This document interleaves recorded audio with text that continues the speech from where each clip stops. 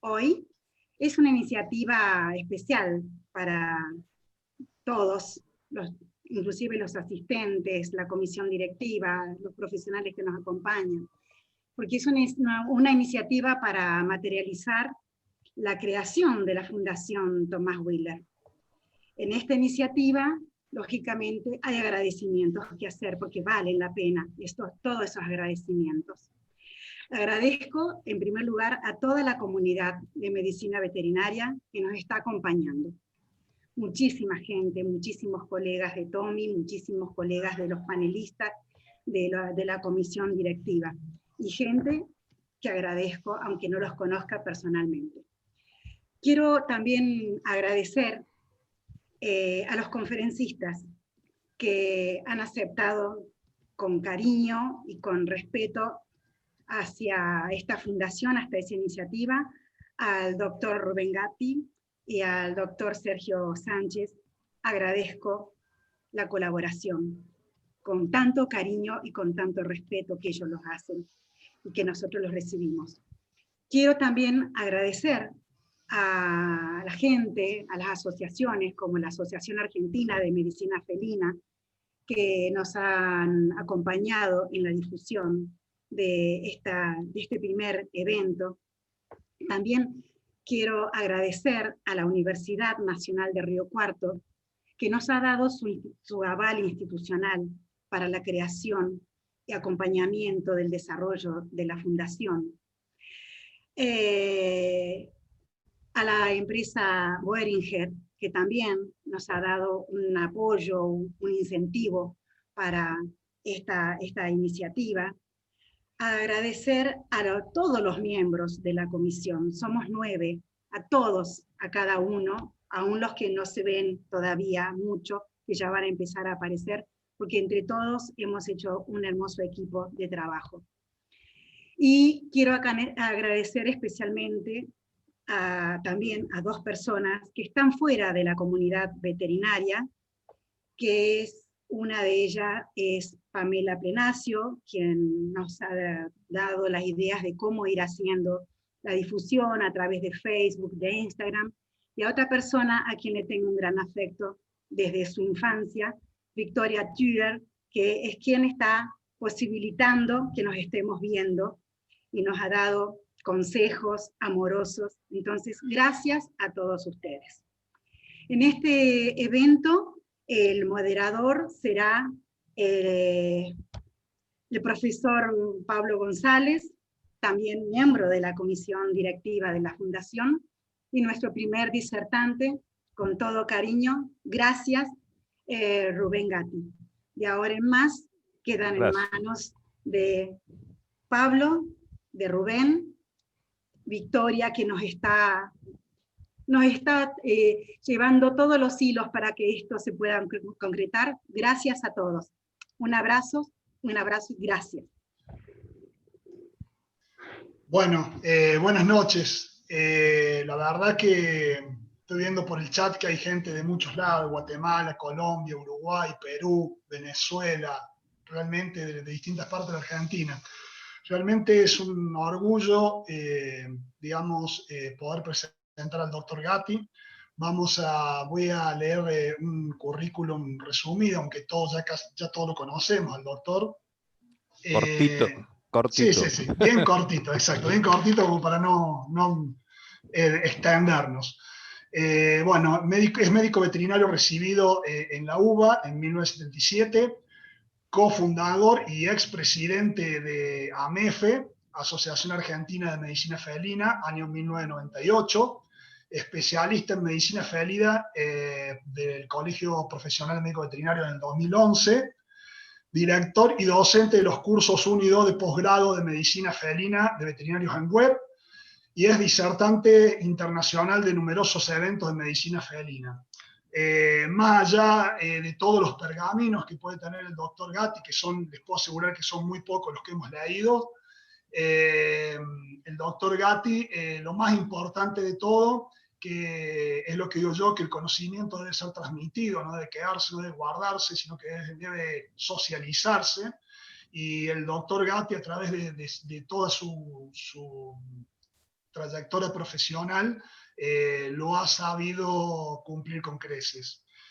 Fue uno de los que formaron el cimiento en la República Argentina y en Latinoamérica, donde luego se expandió esto tan hermoso que nos gusta a todos, que es la medicina felina. Hoy en día, con orgullo podemos decir, lo que nos gusta de la medicina felina es que se ven salas realmente abarrotadas de profesionales y con cada vez más interés en tratar de aprender de esta hermosa parte de la profesión. Vamos a pasar le voy a dar paso al disertante. Primero vamos a decir algunas cositas, la charla va a durar aproximadamente 45 minutos y van a quedar 15 minutos finales para preguntas y respuestas. Yo voy a ir tratando de elegir algunas porque seguramente van a ser muchas las dudas y las inquietudes. Entonces voy a ir eligiendo 5, 6, 7, la que nos alcance el tiempo, y se la vamos a transmitir al doctor Gatti para que pueda responderlas.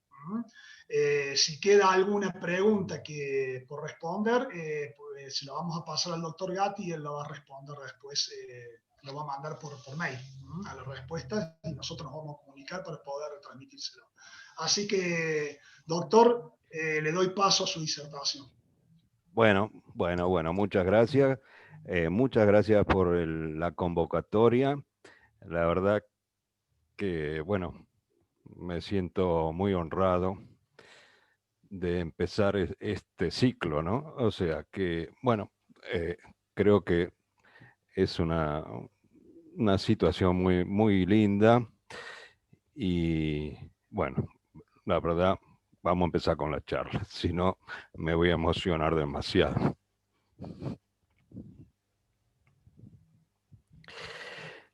Bueno, hoy vamos a hablar de un tema que, si bien es muy conocido en la medicina felina, que es la enfermedad renal crónica, yo he visto que tenemos los veterinarios un desafío muy grande en encontrar esta enfermedad en forma temprana. O sea, ¿qué significa esto? Que encontrarla cuando todavía nadie sabe que existe o que está, ni el gato, o sea, ni el paciente, ni su propietario, ¿no? Pero bueno, vamos a ponernos un poquito en contexto y vamos a decir que, bueno, yo llamo a los jinetes del apocalipsis de la geriatría felina a 4 enfermedades que son las que realmente van a provocar los mayores problemas en el gato, que es justamente la enfermedad renal crónica, la enfermedad cardíaca, la cardiomiopatía hipertrófica, el hipertiroidismo y, bueno, las neoplasias que mayormente siempre, o digamos en mayor cantidad, van a ser los linfomas. Estas son las 4 enfermedades más importantes del gato en su etapa geriátrica, que hay que tener en cuenta una cosa muy importante. La etapa geriátrica del gato son más de 10 años en este momento. O sea que es más de la mitad de la vida de todos los gatos. Así que es un tiempo muy extendido en el cual nosotros vamos a tener que estar tratando estos pacientes. A grandes rasgos vamos a hablar de, o sea, cuáles son las consecuencias de la enfermedad renal crónica. ¿Qué pasa cuando un gato tiene enfermedad renal crónica? O sea, bueno, van a aumentar las sustancias ureicas, la creatinina, va a haber dilución de la orina, va a haber una hipergastrinemia que va a producir gastritis, por supuesto, acidosis metabólica, hipopotasemia, hipertensión, anemia e hiperfosfatemia. Bueno, todo esto va a ir apareciendo en, digamos, la evolución de la enfermedad. Una cosa importante, que por lo cual he planteado esta charla, es que nosotros vamos a tener normalmente en el gato, como inicio de la enfermedad renal, los valores de la creatinina mayores de 1,60. Entonces, eso ya lo vamos a ver por qué es, pero bueno, digamos que vamos a tener entre 1,61 y después a más de 5, que sería ya la etapa final. Y en esta relación, o sea, en este tiempo que el gato va a ir subiendo su creatinina, se van a ir dando signos clínicos, pero como dijimos, los primeros tiempos van a ser asintomáticos prácticamente o con signos muy leves que muy difícilmente el propietario los vea o los entienda y que se movilice para llevarlo a la veterinaria. O sea, más o menos hasta que lleguemos al 3 de creatinina, que ya estaríamos en la etapa tercera de la enfermedad renal, hasta ahí prácticamente no vamos a tener signos clínicos o muy, muy leves. Después sí van a aparecer, van a ir apareciendo con el tiempo, poliuria, polidipsia, decaimiento, deshidratación, vómitos, pérdida de peso, van a aparecer infecciones urinarias, cosas que son muy raras en los gatos cuando los gatos están bien, o sea, cuando no tienen dilución de la orina. Y bueno, y a medida que aparecen más problemas, va a haber anorexia, ojos secos y hundidos van a ser signos de deshidratación, riñones pequeños y deformados los vamos a ver a la palpación y a la ecografía. Así que digamos que van a ir apareciendo todos estos signos clínicos, pero fíjense que la primera parte, o sea, lo que llamaríamos la etapa 1 y 2, que ahora vamos a ver por qué, prácticamente es asintomática. Perdón. Una cosa importante que tenemos que entender todos es que el riñón es un órgano muy complejo. Hay muchos tipos celulares diferentes, cada uno hace su trabajo. La arquitectura es muy compleja, tiene que tener todo estar en su lugar para funcionar correctamente y tiene un bajo nivel regenerativo. O sea, ¿qué significa eso? Que la nefrona, que es la unidad funcional del riñón, cuando se muere no se repone más. O sea, se muere, se perdió. Y esto hace que la enfermedad renal crónica sea crónica justamente y progresiva, o sea, que vaya empeorando con el tiempo. Decíamos de los estadios, los estadios fueron determinados por IRIS, que es una sociedad internacional de interés renal, ya hace 20 años más o menos que hicieron esta clasificación. Y entonces tenemos un estadio 1 que es de menos de 1,6 de creatinina.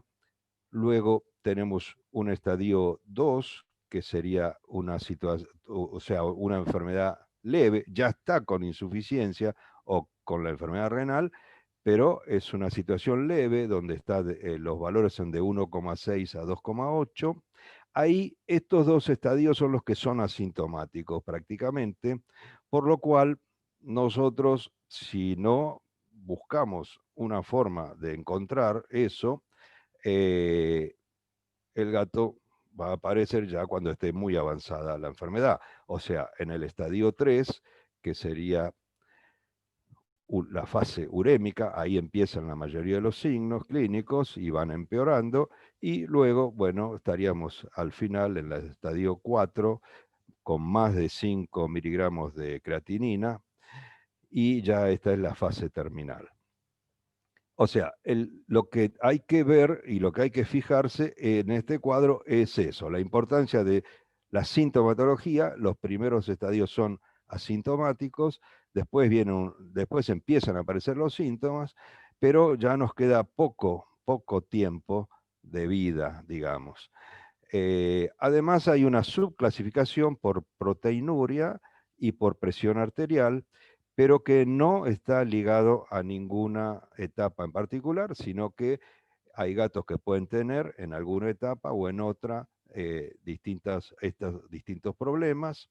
En el gato no es tan común la proteinuria como podría ser en el perro, porque el gato no tiene una patología glomerular demasiado, digamos, importante. Entonces, por eso esta es una gran diferencia con el perro. Son pocos los casos de proteinuria. Se calcula que son no más del 30% de todos los gatos con enfermedad renal crónica. Bien, ¿qué significa esto del 1,6? Es lo que hay que tratar de entender, ¿no es cierto? O sea, supongamos nosotros tenemos acá los 2 riñones, cada circulito y chiquito amarillo es una cantidad de nefronas, es el 10% de las nefronas totales, ¿no? Entonces, ¿qué es lo que pasa? Nosotros, por distintas patologías que van ocurriendo a lo largo de la vida del gato, se pierde un 10%, se pierde un 20%, un 30%, un 40%, un 50%, y si hacemos el análisis de sangre, nos sigue dando abajo de 1,6. O sea, esto es el problema de la creatinina, ¿no? Inclusive si perdemos el 60 y hasta el 70%, todavía nos da valores de menos de 1,6. Recién acá, cuando se pierde el 70%, empieza a subir la creatinina. Entonces, acá empieza la etapa de la insuficiencia renal, donde aparece los valores de creatinina empiezan a subir de 1,6. O sea, que cuando hay que explicarle a los propietarios que cuando tenemos un gato que viene y le hacemos un análisis de sangre y tiene 1,8, 1,9, 2 de creatinina, no es que recién empezó la enfermedad, o sea, ya empezó hace rato y solo le queda un 30% de riñón. Y como es progresiva, si pierde otro 10%, le va a quedar un 20% de nefronas, digamos, funcionales. O sea que lo que hay que entender es esto, que nosotros cuando los valores de creatinina nos dan arriba de 1,6, ya perdimos el 70% de los riñones, de la masa total renal. Bueno, entonces la idea es salvar nefronas, ¿no? Y esto es lo que yo siempre, bueno, llamo el chip de gato. Los chips de gato son las ideas luminosas que tenemos con la medicina felina. Entonces, el primer chip de gato sería que, por lógica, para salvar nefronas o para mantenerlas vivas, lo primero que hay que tener es que existan esas nefronas. Entonces, nosotros tenemos que encontrar un gato que todavía le queden nefronas funcionales. Y eso es lo importante de esta charla. Cuando nosotros yo dividí la presentación clínica de esta enfermedad en dos grandes grupos, digamos, ¿no? Bueno, un grupo es el estadio 3 o 4, que son estadios avanzados, y donde ahí el gato viene con una crisis urémica, ¿no? Entonces, el paciente viene solito, o bueno, viene con el propietario, pero digamos que su cuadro clínico hace que el propietario lo traiga, porque el gato está mal, no come, está decaído, deshidratado, bueno, una serie de cosas que van a ir apareciendo en esa situación. Pero cuando ocurre esto, nos quedan pocas nefronas. Ya el gato o sea, lamentablemente esos riñones han sufrido gran parte de la enfermedad y se han destruido gran parte de esas nefronas. Ahora tenemos otra situación, porque como vimos hay otros estadios, que son los estadios 1 y 2. Pero ¿qué pasa? En esos estadios nadie trae al paciente. ¿Por qué? Porque no hay signos clínicos. Entonces, si no hay signos clínicos, el dueño del gato, el propietario o el tutor, como quieran decirle, ¿para qué va a llevar un gato que no tiene ningún signo clínico a la veterinaria? O sea, es algo que obviamente no va a ocurrir y entonces acá es donde nosotros tenemos que intervenir y buscar la enfermedad renal. ¿Y cómo la vamos a buscar? Bueno, haciendo los análisis de rutina a partir, bueno, de determinado momento de la vida del gato. Entonces tenemos que buscar la enfermedad.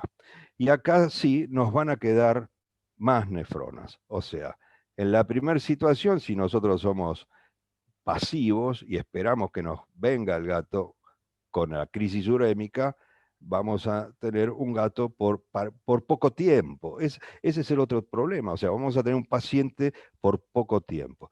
Mientras que si nosotros lo encontramos en el estadio 1 o 2, que ahora vamos a ver cómo, ahí vamos a tener un paciente por mucho más tiempo. Y le podemos dar, por supuesto, más tiempo de vida y más calidad de vida. Esta tabla de la sobrevida de los gatos con enfermedad renal crónica, fíjense que en el estadio 2, bueno, hay distintos trabajos. Los gatos con estadio 2, si no hacemos nada, viven menos de 3 años, con estadio 3 menos de 2 años y con estadio 4 menos de 3 meses. O sea que prácticamente el estadio 4 es terminal, el gato que tiene más de 5 de creatinina no vive mucho, vive más 2 o 3 meses como mucho. O sea que si el gato viene con una crisis con esos valores, hay gatos que, bueno, que vienen con 10, 12 en un momento y después, bueno, pueden bajar, pero si no bajan a menos de 5 y se mantienen en 4,5, 5, ya el tiempo de vida que les queda es muy corto. Entonces, bueno, ¿cuál sería el objetivo básico? Y hoy, pensando en esto, dije, bueno, en realidad el objetivo principal de la veterinaria, de nuestro trabajo de veterinarios de pequeños, siempre es ganar tiempo. O sea, siempre es llevar o darle a ese paciente el mayor tiempo posible de vida. Obviamente, al final, el paciente va a morir. Eso está en la vida de todos los seres vivos del planeta. Pero nosotros podemos hacerle ganar tiempo a ese paciente, a veces meses o a veces años también. Y recuerden que un año de gato equivale a 4 años de un humano, más o menos, así que si nosotros hacemos ganar a un gato 2 o 3 o 4 años más, estamos haciendo le estamos alargando la vida en una cantidad muy importante. Entonces, la idea es mantenerlo el mayor tiempo posible con una buena calidad de vida. Por supuesto, depende del estadio en que lo encontremos. Pero con el estadio 2, si nosotros podemos lograr que este gato viva más de 3 años, que es su tiempo límite, entonces ya tenemos, digamos, un punto a favor. Por lo tanto, ¿cómo hacemos el diagnóstico de la enfermedad renal crónica? Que es invisible al principio, bueno, la única forma es hacer diagnóstico precoz buscando, haciendo análisis de rutina, donde busquemos qué pasa con la creatinina. Y la idea es empezar, por lo menos, bueno, ya decíamos al principio 10 años, 9, 8, ya ahora se está pensando en que tenemos que empezar a los 7 años a controlar con análisis de sangre a estos gatos. Yo creo que no es tan difícil porque las personas, todos sabemos que nosotros tenemos que buscar también empezar a hacernos análisis de rutina a partir de cierta edad. Y eso la mayoría de la gente lo tiene claro, así que nosotros podemos trasladar digamos, esos controles que se hacen los humanos para sí mismos al gato y decirle, bueno, mire, su gato ya a partir de esta edad empieza en la etapa senior o geriátrica, como quieran llamarle, y es necesario hacerle controles periódicos, por lo menos una vez al año o 2 veces en el año, bueno, lo más que se pueda. Y ahí, bueno, entonces vamos a tener ya una primera, digamos, un primer dato que van a ser los valores de la creatinina. Tenemos también otra sustancia que es la dimetilarginina simétrica, que también ya se han incorporado a los estadios de IRIS. Acá tenemos los valores, ven acá, más de 14, ya estaríamos en el estadio 1. Bueno, el tema es que todavía esta sustancia no está muy extendida, su uso, además, un poco como que el laboratorio, para que vos puedas hacer la determinación, te vende la máquina, entonces se complica un poco, tiene costos muy altos. Bueno, en algunos países quizás puede ser más accesible, aquí en Argentina es muy caro, así que bueno, todavía no está al alcance de todo el mundo. Pero bueno, una ventaja de medir la SDMA es que nos puede dar valores altos en el estadio 1, con lo cual ya ahí sabríamos que tenemos algún proceso de deterioro renal. Bien, al margen de eso, lo que sí vamos a tener que hacer y lo que va a ser importante, como les decía, dentro de ese esquema de controles precoces, no, precoces no tanto, porque ya les digo, a partir de los 7, 8, 10 años ya tendríamos que hacerlo. Y bueno, y ahí ayudar con, bueno, por supuesto, ecografía, análisis de orina, chequear la presión. Hay gatos que son que tienen hipertensión. Chequear a todos los gatos el dosaje para el hipertiroidismo, que se hace con la T4, y los controles de creatinina periódicamente. La idea de esta charla es que tenemos que aprender a encontrar o a reconocer a los futuros enfermos renales. Y esto va a ser muy bueno para el paciente, para su propietario y, por qué no decirlo, también para la economía del veterinario. Así que esta es la idea principal de esta charla, encontrar los futuros enfermos renales. ¿Qué pasa con la ecografía? Bueno, las ecografías sabemos que nos van a dar imágenes, no nos dan función, obviamente, pero muchas imágenes nos van a indicar que hay lesiones en el riñón. Entonces ya ahí podemos intuir que determinadas imágenes van a indicar que ese riñón no va a poder funcionar bien, por lo menos no sé si en ese momento o quizás en el futuro.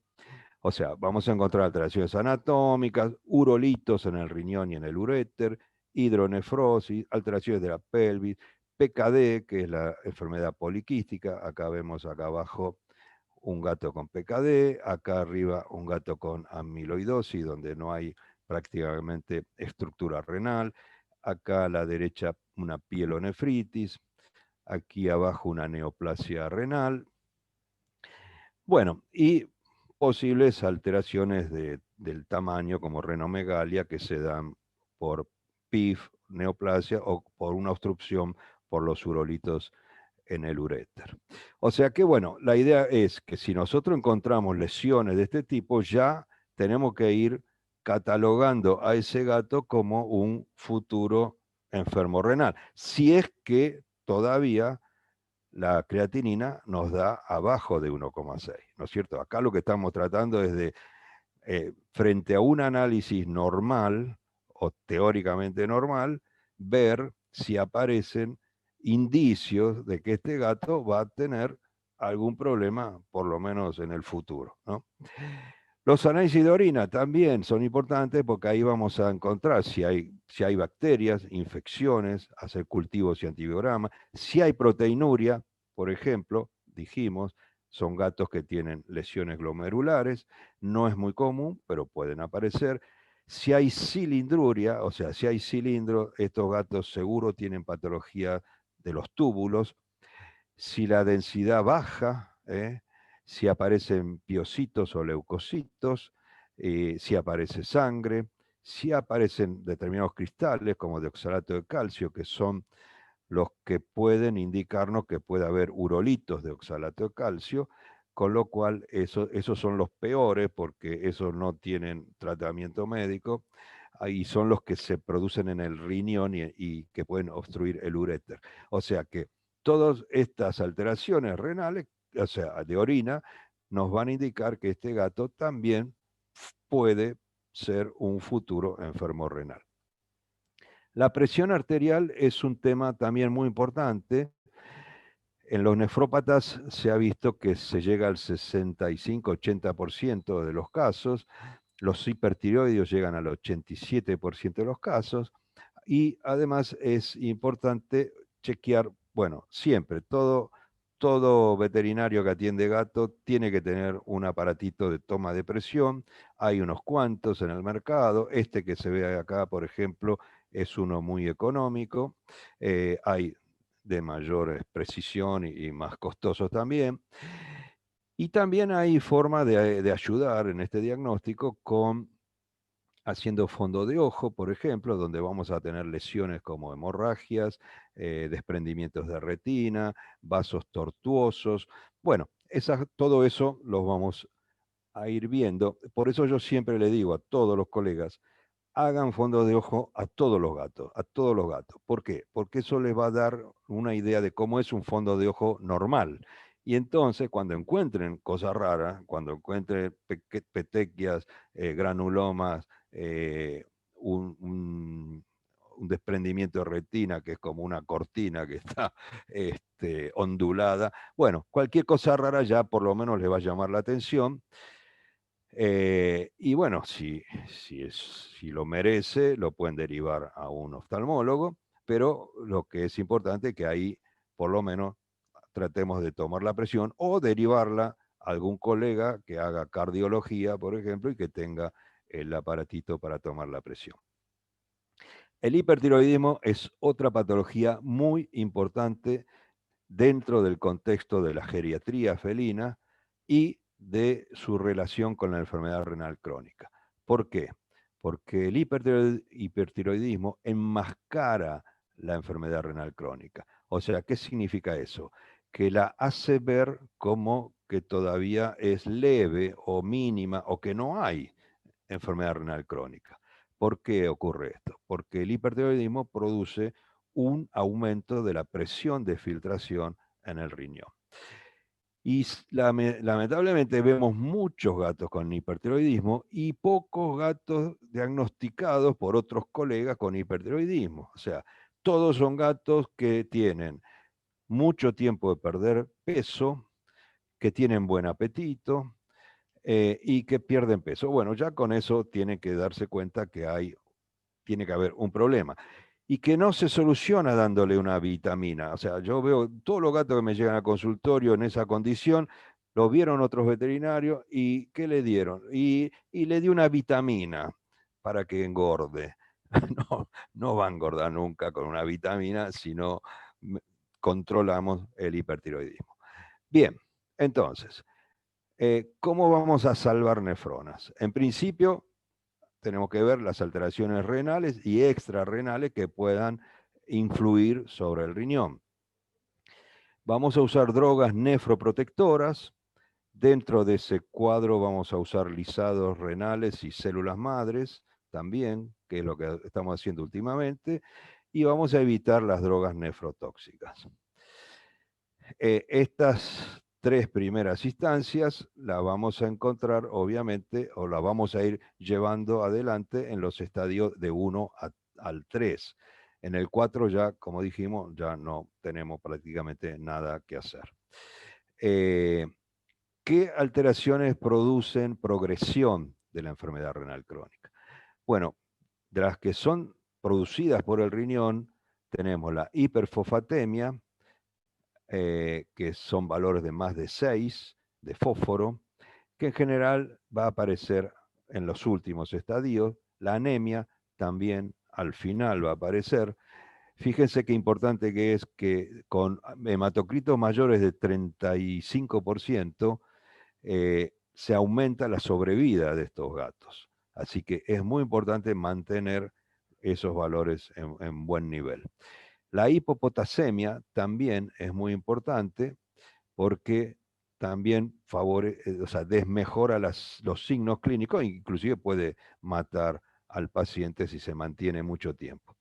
Bueno, y la proteinuria renal, como dijimos, hasta un 30% de los casos, estos gatos pueden tener proteinuria. Otras alteraciones son extrarrenales, pero actúan sobre el riñón. Entonces, una es la hipertensión, ya la nombramos, Las infecciones del sistema urinario, que están en un 20 a 30% de los casos. Recuerden que los gatos normales que tienen cistitis, por ejemplo, solo el 2% tiene infecciones. ¿Por qué? Porque esos gatos tienen digamos, un valor agregado que es fundamental en el gato para la salud urinaria, y es el aumento de la densidad urinaria. Los gatos que pueden concentrar mucho la orina, eso hace una barrera para que no entren las bacterias. Cuando los gatos diluyen la orina empieza a haber más infecciones. Bueno, el estado clínico, la deshidratación, la pérdida de peso, la pérdida muscular, todo esto es negativo, muy negativo para la sobrevida del gato. El hipertiroidismo, como ya lo dijimos, también es otra de las patologías que, si se da al mismo tiempo que la enfermedad renal, empeora la situación renal. Y bueno, y también tenemos una alteración genética, que es el PKD, que es el riñón poliquístico. O sea que, bueno, todas estas alteraciones que vemos acá, todas estas producen la progresión de la enfermedad renal. Quizá la peor de todas es la hiperfosfatemia, pero que llega al final de la enfermedad. Entonces, estas alteraciones serían, como dijimos, la hiperfosfatemia. Para eso son valores que estén arriba de 6 miligramos por decilitro. La dieta ayuda mucho para manejar esto. Tiene que ser las dietas renales o de animales senior, más que nada las renales. Y cuando está arriba de 6, entonces tenemos que usar distintos tipos de tratamiento, como hidróxido de aluminio, que son quelantes, o sea, atrapantes del fósforo en el intestino y que no lo dejan absorber.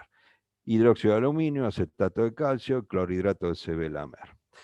Este último es muy bueno, pero lamentablemente es muy, muy caro, así que está casi, no está al alcance de los propietarios de gato.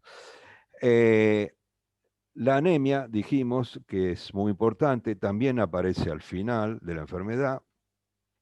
Los tratamientos son, en principio, todo lo que sea protección gástrica es importante para evitar la pérdida gastrointestinal. Recuerden que en la enfermedad renal se produce una hipergastrinemia y eso produce una gastritis. Entonces, los protectores gástricos son importantes para evitar eso, la ranitidina, el omeprazol, etc. También, como existe un poco de pérdida de sangre, todo lo que sea hierro, más las vitaminas B que ayudan a la formación de los glóbulos rojos, esto es importante manejarlo antes que llegar a la eritropoyetina, que sería la última instancia. Bien, también hay una darbepoyetina que produce menos, menos formación de anticuerpos, porque estas sustancias con el tiempo producen un rechazo inmunológico. Bien, el tema del aumento del fósforo va a aumentar aumenta la paratormona, disminuye el calcitriol, que es la vitamina D, eso también disminuye el calcio. Bueno, hay toda una serie de manejos del metabolismo, pero lo importante es que si aumenta la hormona paratiroides, es una de los metabolitos urémicos, digamos, que produce anorexia, depresión, calcificación renal, o sea que también es algo que tenemos que controlar a través del control de la hiperfosfatemia. Otras alteraciones renales dijimos que son la hipopotasemia, la pérdida de potasio, que produce hiporexia, anorexia, miopatías, con lo cual eso lo vamos a manejar con sustancias o medicaciones con potasio, como citrato de potasio, gluconato de potasio, que son jarabes, o el cloruro de potasio, que ya sería por vía endovenosa.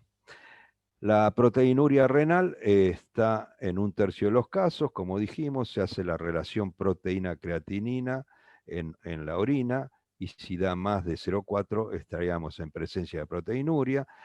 Esto ayuda el manejo de hacer una dieta de baja proteína, utilizar los omega 3 son muy importantes, y utilizar, antes se usaba más el benacepril, ahora está indicado usar el telmisartán como para disminuir la presión de filtración en el riñón. De todos modos, en general, como les digo, es poca la presentación de la proteinuria en el gato.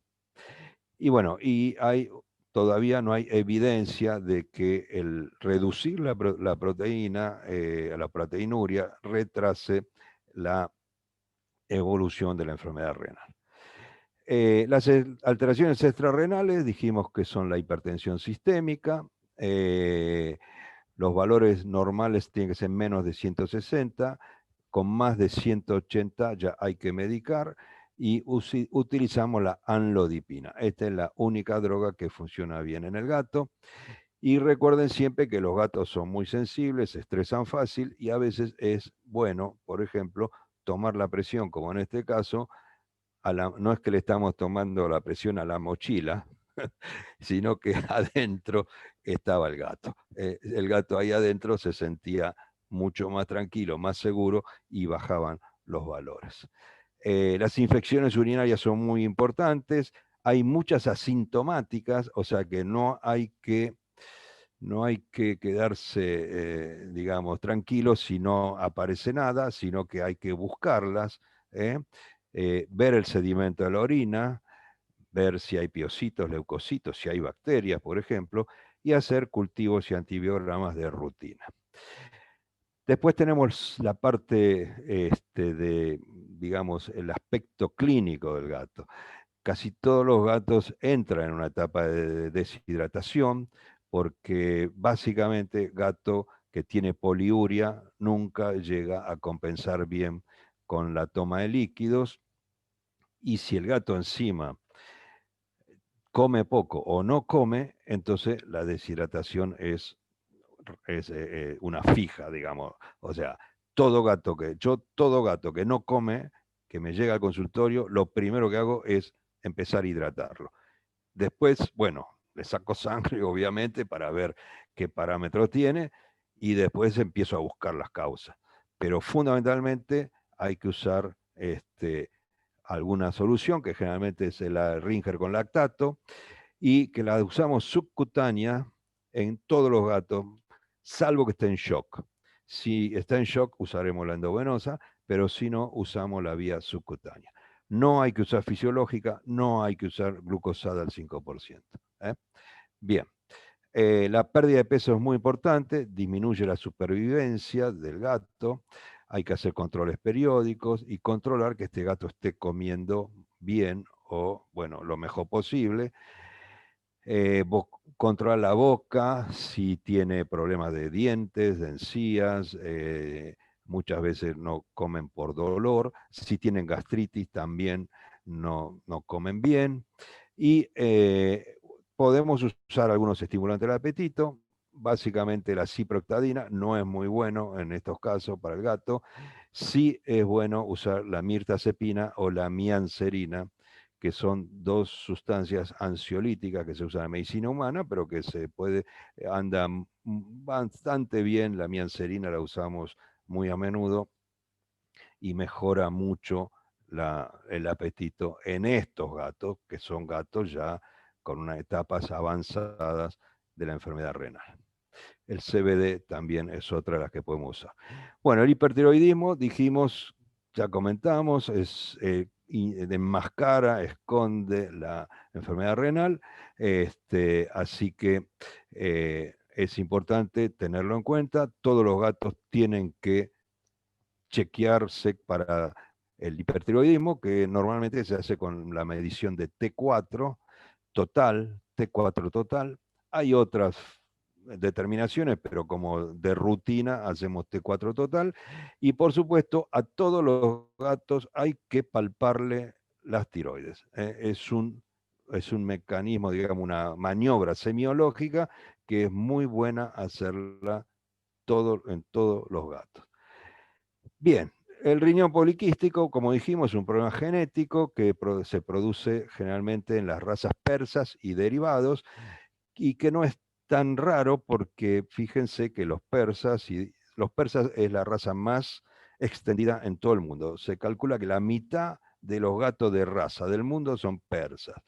Y encima los persas han metido su genética en muchas otras razas, porque fue el primer gato de estructura compacta, pesada. Bueno, la cuestión es que hay muchísimos gatos con persas y derivados que pueden tener este problema. Aquí tenemos, por ejemplo, en este caso, un gato que se llama Gizmo, que es un himalayo. El himalayo es un gato persa, pero con los colores del siamés. En realidad es una variación de color del persa, pero se le puso como un nombre, como una raza diferente, pero bueno, es todo igual que un persa, lo único que tiene la coloración del siamés. Y fíjense, este gato por suerte tiene 14 años, está viviendo mucho con el PKD, ya le hicimos un tratamiento de células madres y anda muy bien. O sea, lo que pasa es que el resto de riñón que le queda le está funcionando bien, ¿no es cierto? Así que bueno, esta es otra de las cuestiones que las vamos a encontrar, como les decía antes, a través de una ecografía, básicamente. Bien, ¿qué medicación vamos a utilizar como nefroprotectora? Ácido graso omega 3 son fundamentales para manejar toda la patología renal, que son antiinflamatorios, reducen la presión glomerular, reducen la proteinuria y reducen la progresión de la enfermedad. Los complejos B, que siempre va a ser necesario para mejorar el apetito, la eritropoyesis, la vitamina D, que como vimos empieza a ser deficiente por el aumento del fósforo, y todo lo que sean antioxidantes. O sea, el gato necesita antioxidantes de todo tipo y tamaño para ayudar al trabajo del resto, lo que le queda de riñón. Vamos a hablar un poquito de la medicación regenerativa. Normalmente están los lisados renales y las células madres. Los lisados son viejas fármacos que usábamos hace mucho tiempo, se siguen usando. No hay estudios científicos que lo avalen, pero digamos que, bueno, podemos decir que tenemos una buena respuesta. Las células madres tampoco tenemos todavía mucho, digamos, estudios científicos como para tener una idea concreta de cómo deberían ser los protocolos. Hay muchos protocolos. La idea es que, bueno, las células madres se están usando desde hace poco tiempo, desde el año 98. Tienen fundamentalmente la capacidad de secretar moléculas bioactivas. Y esto hace lo que se llama una acción paracrina. O sea, paracrina significa que actúan en el lugar donde están, in situ. Hay autólogas que son del mismo paciente o halogénicas que son de la misma especie. O sea, se pueden usar de otros gatos, células madres de otros gatos en el gato, de perro en el perro y de caballo en el caballo. También se pueden usar en forma directa, o sea, se sacan de la grasa subcutánea o interna. Lo más fácil es sacar de la grasa subcutánea, por supuesto. Ahí se procesa en un laboratorio, se extraen las células y ya se pueden usar directamente o se mandan a cultivar y entonces incrementan mucho su número. O sea, esto es muy, muy sencillamente para que tengan una idea al que no yo hablar nunca de esto. Los efectos son que mejoran todo el cuadro general, mejoran el apetito, bajan un poco la creatinina. Nosotros tenemos muchos pacientes en esta situación y aumentan la sobrevida, por supuesto, del gato. La medicación nefrotóxica, por supuesto, es la que hay que evitar. Los antibióticos, aminoglucósidos, los AINES, los IECA también, los inmunosupresores como la ciclosporina, cisplatino, los corticoides de depósito, fundamentalmente. O sea, bueno, todas estas medicaciones son nefrotóxicas, por lo cual hay que evitar usarlas en estos pacientes. Bien, este es un caso que les quería mostrar porque acá está la esencia de lo que yo quiero explicarles en esta charla. Este es un paciente que le detectamos a los 9 años un nivel de creatinina de 1,93 y bueno, y de ahí en más lo empezamos a chequear. Aquí, para hacerla corta, tenemos toda la evolución de este paciente, estas cuadraditos rosaditos son las mediciones de creatinina que le fuimos haciendo durante 6 años. Este gato vivió 6 años. Le hicimos 2 veces células madres, pero bueno, en un momento, en el año 2018, acá donde vemos ahí hace un pico urémico porque se agarra una infección urinaria. Entonces, lo que yo quiero que me entiendan es esto. Si yo no hubiera hecho todas estas mediciones y lo hubiera controlado durante todo este tiempo, desde el año 2013 hasta el 2018, no lo hubiera visto nunca este paciente. Solo lo hubiera visto en ese momento, en el 2018, que tiene la crisis urémica. Y lo que me hubiera perdido de trabajar con este paciente durante 5 años. 5 años que hubiera perdido de trabajar con el paciente, de hacer las mediciones, de controlarlo, de darle una buena calidad de vida y, por supuesto, no lo vamos a negar, de darle los ingresos correspondientes a la veterinaria. O sea, lo que quiero que entiendan es esto. Si nosotros hacemos las cosas bien, todos salimos ganando. El gato, su propietario, porque tiene más tiempo a su gato, y los ingresos de los veterinarios. Bien, entonces, salvar nefronas, ¿qué significa? Que tenemos que tener las nefronas. En la fase 1 tenemos que empezar a sospechar si aparecen alteraciones en la ecografía, en los análisis de orina, hipertensión, hipertiroidismo. Y en la fase 2, si lo encontramos en la fase 2 temprana, ahí tratar de ya empezar a instaurar todo el tratamiento de protección.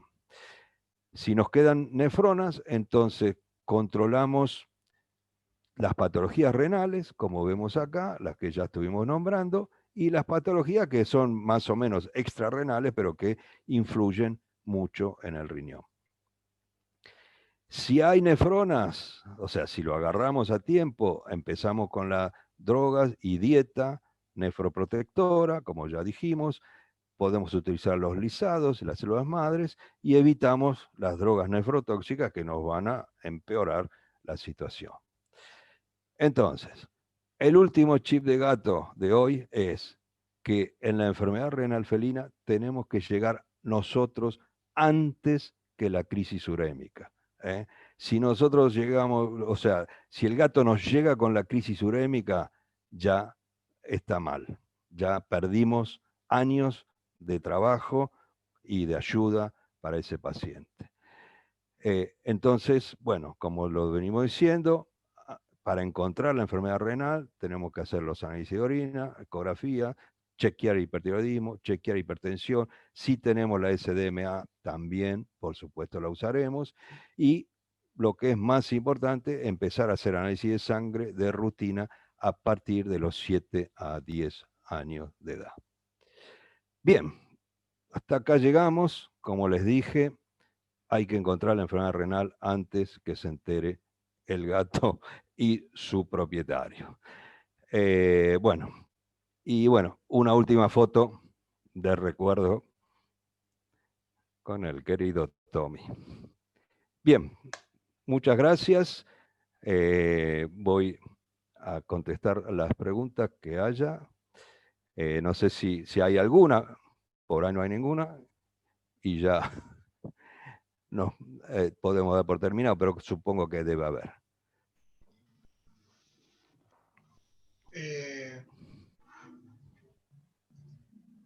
Sí, Pablo. Sí, hay algunas preguntitas que han hecho.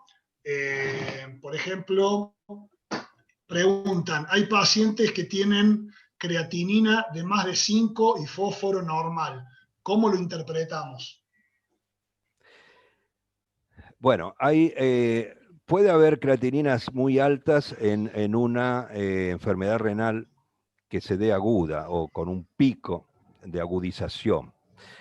O sea, muchas veces pasa que los gatos vienen con la enfermedad renal, como pasó en este caso que comenté, este caso clínico de Minú, que venía con una enfermedad renal estable, controlada, y de repente hacen una infección y hacen un pico de creatinina porque, bueno, se bloquea, se inflama, hay una infección en el riñón.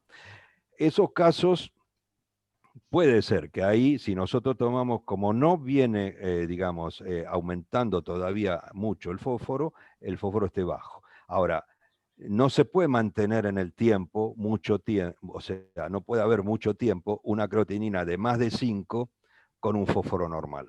Eso pueden ser situaciones puntuales. A veces esos gatos se resuelve un poco el problema y bajan la creatinina. Si le hacemos suero, bueno, toda la medicación, puede bajar la creatinina a valores a lo mejor de 3 y algo, y ahí todavía tenemos un fósforo normal. Pero en general no va a ocurrir nunca que un gato mantenga mucho tiempo 5 de creatinina con un fósforo normal. Aparte, con más de 5 de creatinina no va a vivir mucho tiempo tampoco. Así que lamentablemente esas son situaciones muy puntuales que no se mantienen en el tiempo. Bueno, doctor, muchas felicitaciones por la charla, muy claro. Bueno, Omega 3, ¿qué suplemento nos sugiere? Sé que en un laboratorio viene el suplemento vitamínico con omega 3. ¿Hay algún otro? bueno, hay varios. O sea, eso hay que buscar en el Vademecum. O sea, ya, bueno, los alimentos ya para renales tienen adicionado omega 3. Así que normalmente ya tienen un cupo, digamos, una cantidad. Después tenemos dentro de, digamos, la farmacopea, tenemos varios, así que bueno, hay que buscar cuáles son los que mantienen el omega 3. Bueno, acá hay otra pregunta. ¿Cada cuánto hacen los chequeos? Bueno, en un principio, o sea, si empezamos a los 7, 8 años, hacemos un chequeo por año. Hasta los 10, 12 años, pongámosle, y ahí empezamos a hacer cada 6 meses. Por eso recuerden lo que les dije, que más o menos para equiparar el tiempo del gato con el tiempo humano, tenemos que cada año de gato, después de los 3, 4 años del gato, de ahí en adelante, cada año de gato corresponden a 4 años de humanos. O sea que eso también hay que explicárselo a la gente, porque así entienden la frecuencia. O sea, uno le dice, bueno, mire, si yo le hago un chequeo por año, es como a una persona hacerle un chequeo cada 4 años. Entonces, hagamos un chequeo cada 6 meses, que sería como hacerle cada 2 años, ¿no es cierto? Ahora, si ya el gato está, por ejemplo, yo si tengo un gato que ya lo tengo con el plan de las células madre y todo eso, ahí le hago cada 4 meses. O sea, lo controlo más de cerca. Así que bueno, eso es variable. También depende cómo vaya evolucionando el gato. O sea, si lo veo estable, con que los valores no se mueven mucho, bueno, le damos más tiempo. Si vemos que van subiendo un poco más rápidamente, lo controlamos más seguido. Bueno, sí hay muchas preguntas, algunas que van a quedar grabadas en la charla, así que le van a poder responder mirando la charla nuevamente, como que repita medicaciones y esas cosas.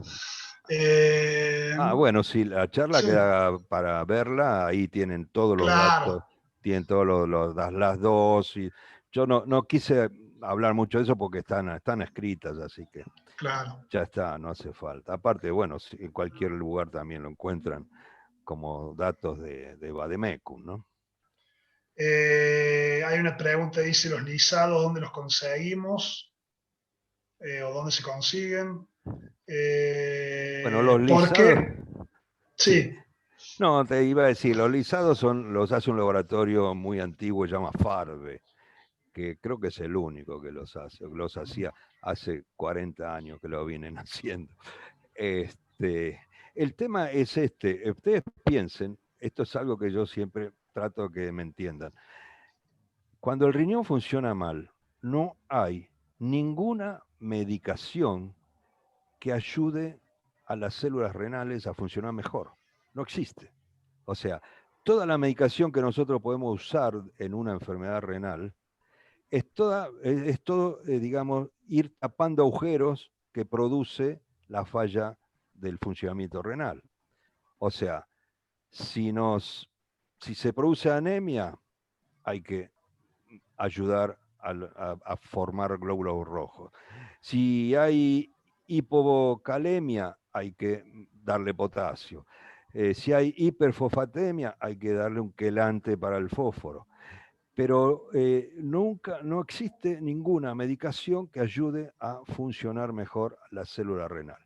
Por eso es que tanto los lisados como las células madres serían las únicas opciones que tenemos para darle aliento a la célula renal. O sea, para darle una ayudita para que se mantengan funcionando mejor y con más tiempo, ¿no es cierto? O sea, lamentablemente no existe como en el hígado que nosotros podemos dar distintas medicaciones que ayudan al hepatocito. En la célula renal no existe eso. Bien, perfecto. Bueno, hay varias preguntas más, algunas son medias como consultas, medias largas, por eso no las voy a leer. De última, después vemos si podemos transmitírsela al doctor para que usted las responda o si tiene tiempo nos dé una sugerencia de alguna de las preguntas que han escrito acá por el chat. Bueno, sí, no hay problema. Bueno, algunos, 2 o 3 más y ya algunas cortitas. ¿Qué opina de las dietas fisiológicas? No sé si usted entiende más o menos lo que está preguntando. ¿Y qué opina, ¿y qué opina también de las dietas crudas como parte del tratamiento, teniendo en cuenta que aumenta la hidratación, calidad proteica y disminución de carbohidratos? Bueno, en principio no estoy de acuerdo con las dietas crudas, para nada, y menos para el gato. Entonces, o sea, no creo que sean buenas dietas y además, en la realidad, por lo que he visto, muchas veces son dietas complejas para hacerlas bien, requieren muchos componentes y la gente se cansa y al final le termina dando carne cruda y nada más. Así que yo creo que los gatos tienen que comer alimentos comerciales de buena calidad, por supuesto. Pueden ser húmedos, en los alimentos comerciales tenemos variantes húmedas y secas.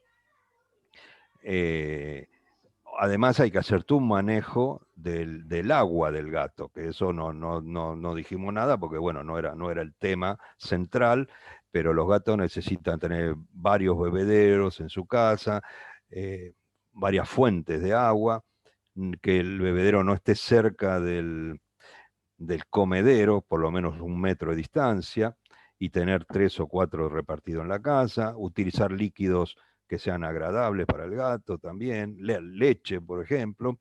Yo no sé por qué viene mucha gente y me dice, me dijeron que la leche es un veneno para el gato. Yo no sé de dónde sacaron eso. O sea, la leche solo es un problema si le da diarrea, pero si no le da diarrea, puede tomarla tranquilamente cualquier gato. Es más, yo le digo, para mí la leche es un agua saborizada, ¿no? Porque tiene 90% de agua, así que es agua con un sabor a leche. Así que, bueno, ese es un manejo que hay que hacer para mejorar, por supuesto, la hidratación del gato. Pero bueno, en lo que a mí respecta, no me gustan las dietas esas tipo BARF o crudas, obviamente por toda la implicancia infecciosa que pueden contener y que no creo que ayuden mucho a los gatos. Ok, bueno. Bueno, vamos vamos a dar digamos, por terminar la charla. Yo creo que han sido bastante, lo vamos a liberar al doctor. Vamos a agradecer la gentileza que ha tenido para dar la charla. Realmente fue muy interesante, tuvo muchos comentarios, agradecimientos y comentarios positivos. Así que, bueno, cualquier pregunta que quede, vamos a Bueno, tratar de ustedes traducirla. recíbanla y me la pasan, no hay ningún problema. Después yo se las contesto, no hay problema. No hay Bueno, ningún problema. muchísimas gracias, Y doctor. bueno, no, gracias a ustedes por la convocatoria. Realmente ha sido un honor para mí. Y bueno, espero que la fundación funcione muy bien de acá en más. Ya sé que, bueno, el próximo disertante es otro máster de la veterinaria, así que seguramente va a convocar y va a tener más gente que la que tuve yo. Así que, y espero que sigan en ese camino. Por supuesto, desde ya, todas las veces que necesiten algo, yo estoy a disposición. Bueno, muchísimas gracias, doctor. Y bueno, un abrazo grande para Gladys. No sé si Gladys quiere decir algunas palabras.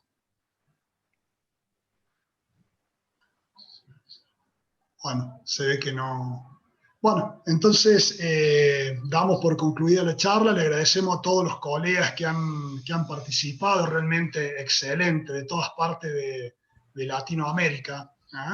Le damos muchas gracias de parte de la Fundación. Ahora, Gladys, no sé si querés decir unas palabritas. Mira, no los alcanzo a ver. ¿Ustedes me escuchan, Pablo? Sí, te estamos Ah, escuchando. bueno. Sí, No. escuchamos. Bueno, gracias. Rubén, yo me quedo pensando porque soy gatera nomás. Y las cosas que conversaste, que comentaste recién, me traían los recuerdos de cuando en algunas ocasiones te he escuchado conversar con Tommy. Siempre Sí. con tanta claridad, siempre con tanta transparencia. Así que gracias, Rubén. No, al Muchísimas contrario, gracias. al contrario. Y sé que podemos contar con vos. Así que eso, 1000 veces agradecida. Gracias, Pablo. De nada, También. Bueno, Gladys. Sos un suerte, excelente mediador. Un abrazo. Bueno, Y un suerte abrazo a para toda todos. la comunidad que nos acompaña. Chao. Chao. chao, hasta luego.